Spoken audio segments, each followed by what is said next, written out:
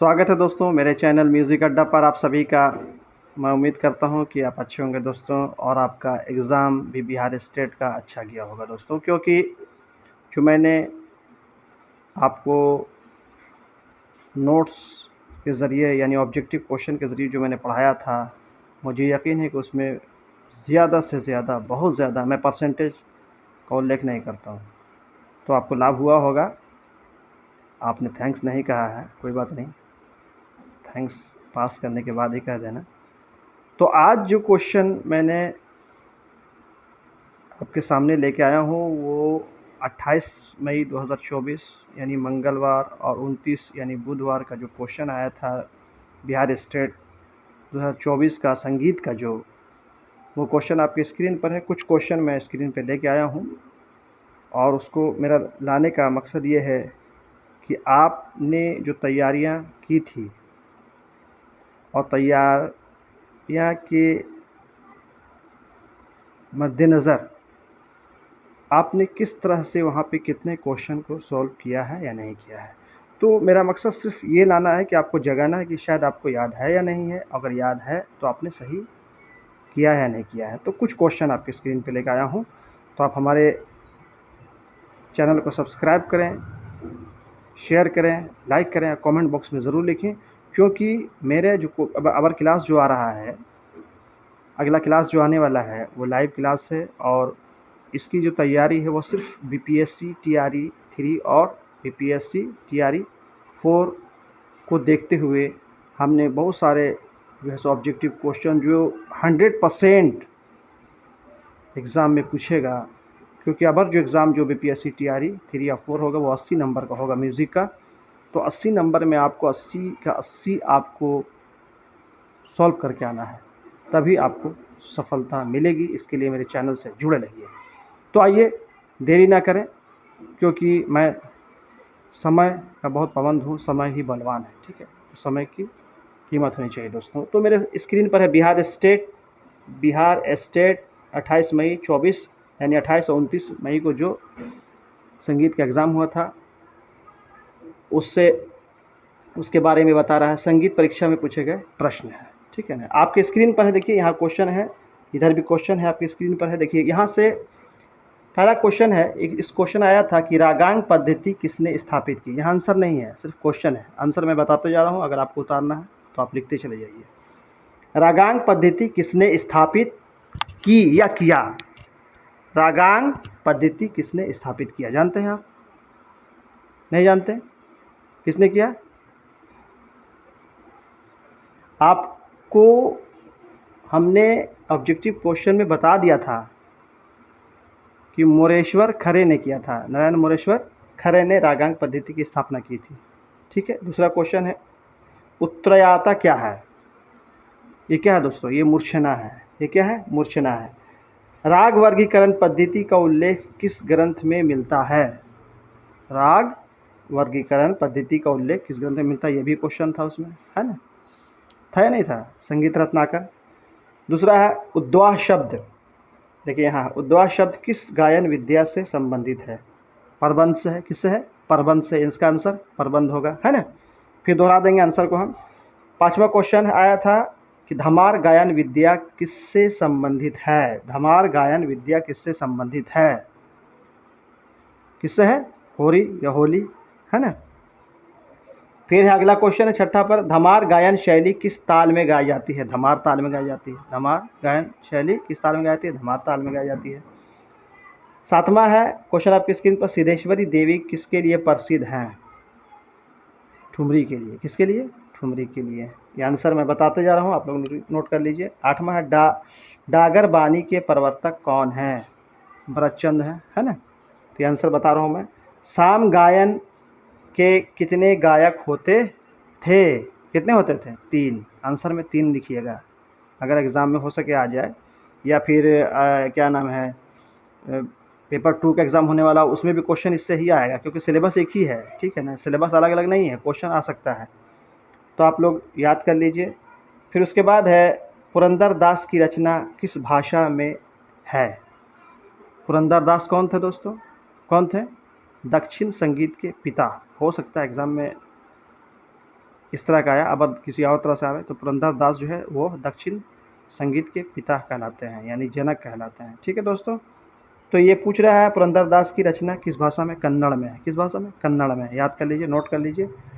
ठीक है, अगला जो है क्वेश्चन आया था, संगीत में कितने वर्ण होते हैं? संगीत में 4 वर्ण होते हैं। संगीत में 4 वर्ण होते हैं दोस्तों।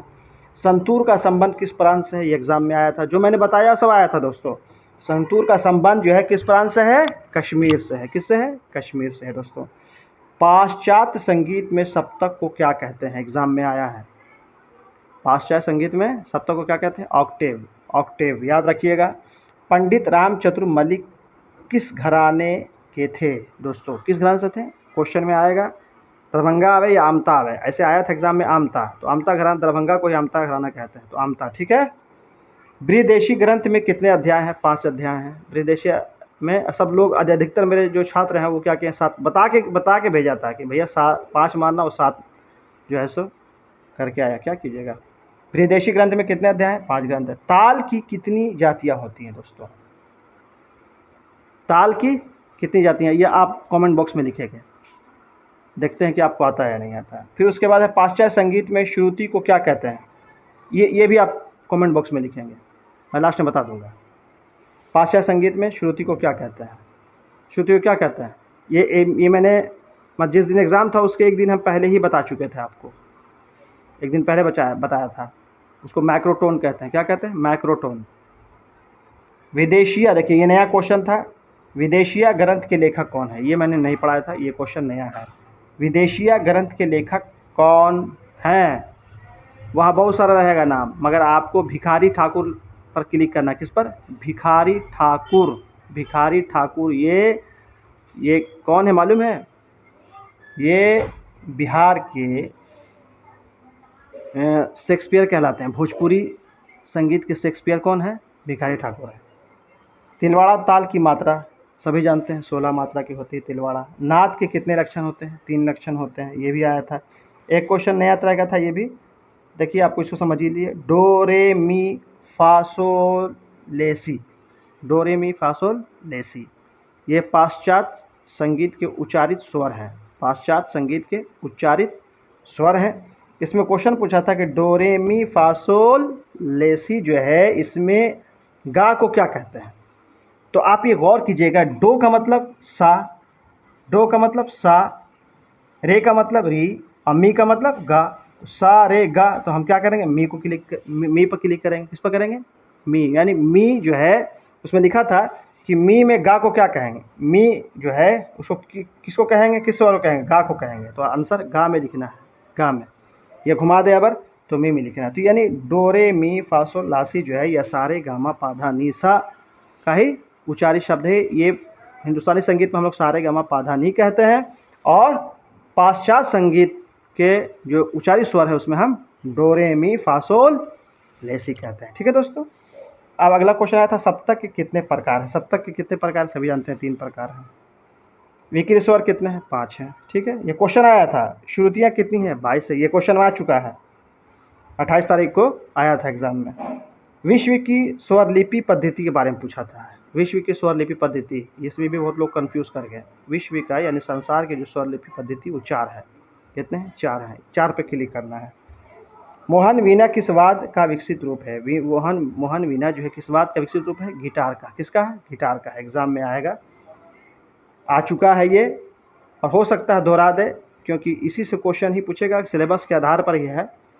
तो आपको ये जो क्वेश्चन है इतना आपके स्क्रीन पर, जो बिहार स्टेट 2024 में पूछा गया है, इस पर आप गौर करेंगे। अगर आपको समझ में नहीं आया तो आप दोबारा वीडियो को सुनिए, दोबारा सुनिए मेरे आंसर जो हमने बता दिया है, और इसको शेयर कीजिए, लाइक कीजिए, कमेंट बॉक्स में लिखिए, और हमारे ग्रुप से जुड़ जाइए, क्योंकि मैं ग्रुप बनाने वाला हूं। आप जितने भी हमारे दोस्त हैं, मैं अपने स्टूडेंट को दोस्त मानता हूं, क्योंकि दोस्त जो है दोस्त के काम आता है। तो मैं आपके लिए शुभकामना ज़रूर करता हूं।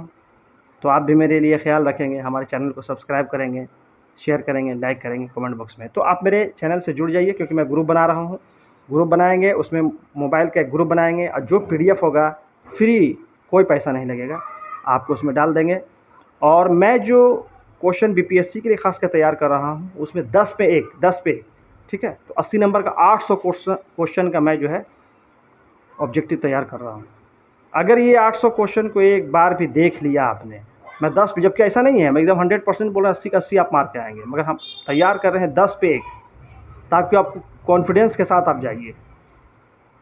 आप अभी 50-60 मार्क के अगर आए होंगे, 50-60 क्वेश्चन को सॉल्व करके आए होंगे, तो अगर आपको 80 का 80 मारना है तभी बीपीएससी में अध्यापक बनेंगे। तो मेरे चैनल से जल्द जुड़ जाइए और जुड़वाइए जितने भी छात्र हैं, ताकि उनकी भविष्य जो है वो अच्छी हो जाए, एक अध्यापक बन जाए, उनका लाइफ जो है सेट हो जाए दोस्तों। तो मुझे दे इजाज़त, अपना खूब ख्याल रखें। जय हिंद, जय भारत।